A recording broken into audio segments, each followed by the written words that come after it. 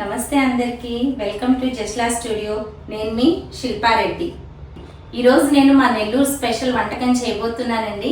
Guest చేయండి అదేంటో. కరెక్టే అండి, చేపల పులుసు అంటే మా నెల్లూరుదే.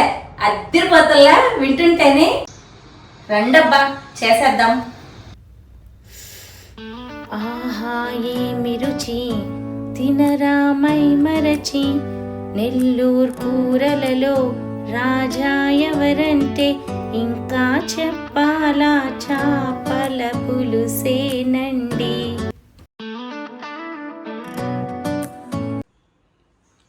కొర్రమేన్ ఫిష్ 1 kg, చింతపండు ఒక నిమ్మకాయ కన్నా పెద్ద సైజు తీసుకోవాలి. నేను ఇప్పుడు చూపించినట్లు.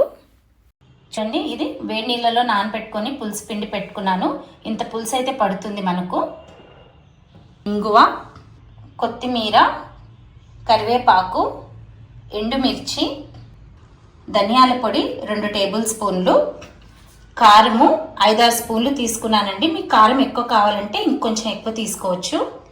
మెంతులు 2 టేబుల్ స్పూన్లు, టమాటో 2 టమాటోలు అండి, సన్నగా కట్ చేసి పెట్టుకోవాలి. 1 టీ స్పూన్ పసుపు, 2 ఎర్రగడ్డలు సన్నగా పొడుగా కట్ చేసి పెట్టుకోవాలి. 3 పచ్చిమిరపకాయలు ఇలా చీలికలు చేసి పెట్టుకోవాలి. మామిడికాయ కొంచెం పెద్ద పెద్ద ముక్కలు తీసుకోవాలండి, చిన్న ముక్కలు తీసుకుంటే చితికిపోతాయి. తెల్లగడ్డలు 1 6-7 రెబ్బలు. చేపల పులుసు తయారు చేయటానికి మందంగా వెడల్పుగా ఉన్న గిన్నె తీసుకొని అందులోకి 200 ml ఆయిల్ పోసుకోవాలి. నూనె కొంచెం వేడెక్కిన తర్వాత 1 స్పూను ఆవాలు, 1 స్పూను జీలకర్ర, 1 స్పూను మెంతులు, పచ్చిమిరపకాయలు చీల్చి పెట్టుకున్నవి, ఎండుమిర్చి, కరివేపాకు,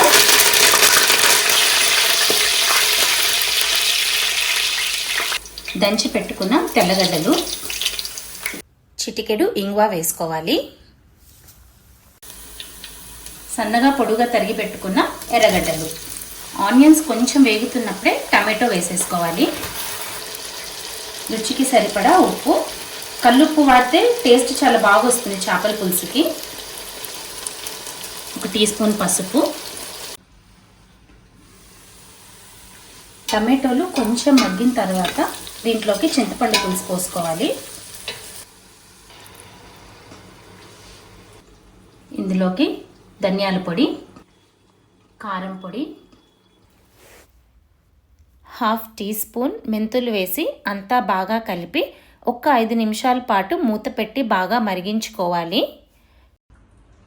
పులుసు బాగా మరిగి కొంచెం చిక్కపడుతుంది అనుకున్నప్పుడు ఒకసారి రుచి చూడండి. అన్నీ పర్ఫెక్ట్గా ఉన్నాయండి. ఇప్పుడైతే మనం దీంట్లో ఫిష్, మామిడికాయ ముక్కలు యాడ్ చేసేద్దాము. ఒకదాని పక్కన ఒకటి పెట్టుకోవాలి, పైన పైన వేసుకోకూడదు.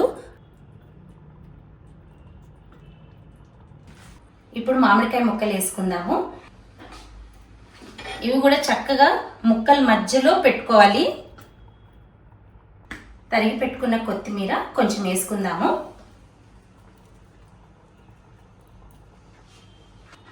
ఇప్పుడు దీనికి మూత పెట్టి మంట సిమ్లోనే ఉంచుకుందాము. మధ్య మధ్యలో 2-3 సార్లు అయినా కలుపుకోవాలి. చూడండి, ముక్క చితికిపోకుండా జాగ్రత్తగా తిప్పుకుంటూ ఉండాలి. ఇప్పుడు కొంచెం మంటని మీడియంలో పెడదాము. మీకు పులుసు అయిందా లేదా అని డౌట్ వస్తే ఒక్కసారి చేప ముక్కల్ని ఇలా ఒత్తి చూడండి. అవి కానీ మెత్తపడ్డాయి అంటే ముక్క ఉడికిపోయినట్టే. సో పులుసు కూడా మనకు రెడీ అయిపోయింది. చూడండి, పులుసు పైన ఆయిల్ కూడా సపరేట్ అయింది. కూర అంతా మనకు రెడీ అయిపోయింది. ఇప్పుడు మనము కొత్తిమీర వేసేసి దీంట్లో మిగిలిన కొత్తిమీర వేసేసి స్టవ్ ఆఫ్ చేసేసుకుందాము.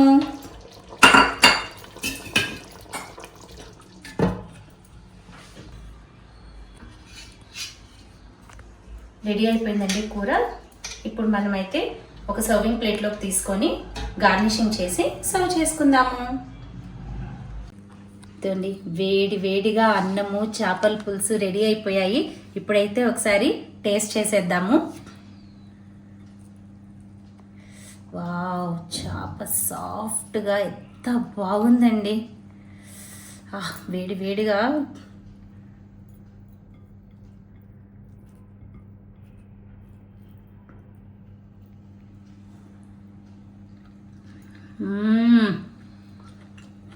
No words to say, simply superb.